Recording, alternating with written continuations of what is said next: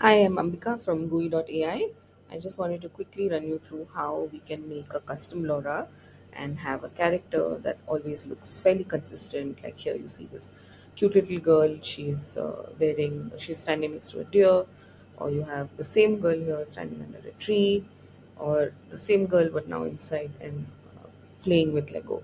So this can be really difficult sometimes with base models to do, and now we've got our own uh, image model trainer which works with Flux model, and you can do it super simply. You don't even need to search for images online. Say I want to build a character, I can just go to our image generator tool, and from there I can say, can you create a character sheet for me?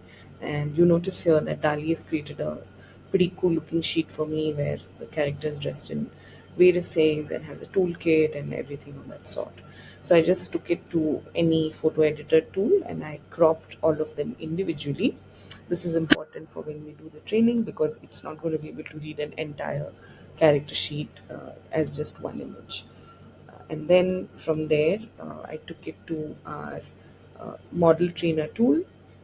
In the model trainer tool, I uploaded all these images and I chose the Flux LoRa Fast model, and I chose a concept model type, which includes characters and objects, clothing, etc.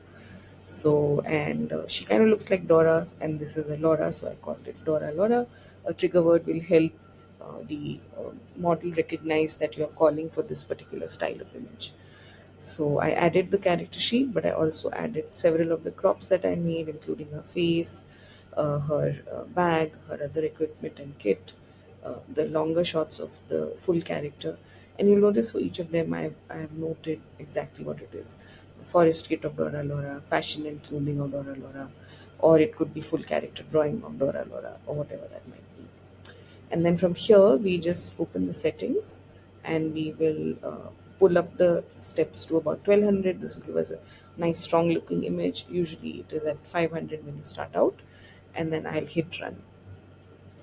Once I've hit run, it should give me a page which shows me what the model looks like. This is going to take about 5 minutes, so I'll just show you the one that's already been done. So, oops, go to the examples, and here you can see I've already made the LoRa. So, once it's done training, you'll get a simple success message that your model is trained, and all you need to do is hit generate image.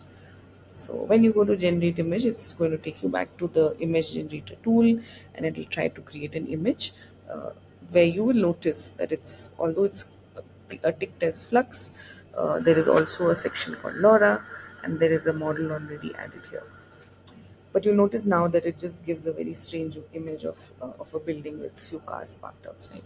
So what we'll do, which we've seen here already, we'll say a cute, colorful illustration of Dora Laura standing in the forest with a friendly deer. So let's change this to friendly cat just to see what it looks like.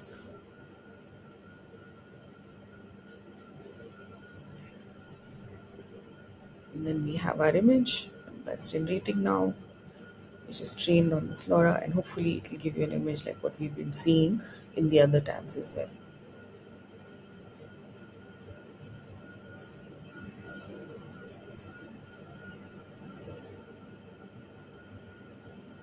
So there you go. So you've got an image of Dora Laura standing in a very cute looking khaki overalls, and there's a friendly cat next to her. So this is how you use an image trainer. It's a quick video. I think you can follow along with our docs as well to know a little more detail about how to select images, how to create your data set, etc. But for now, this should be enough for you to get started on building your own characters, your own styles of images, and so on.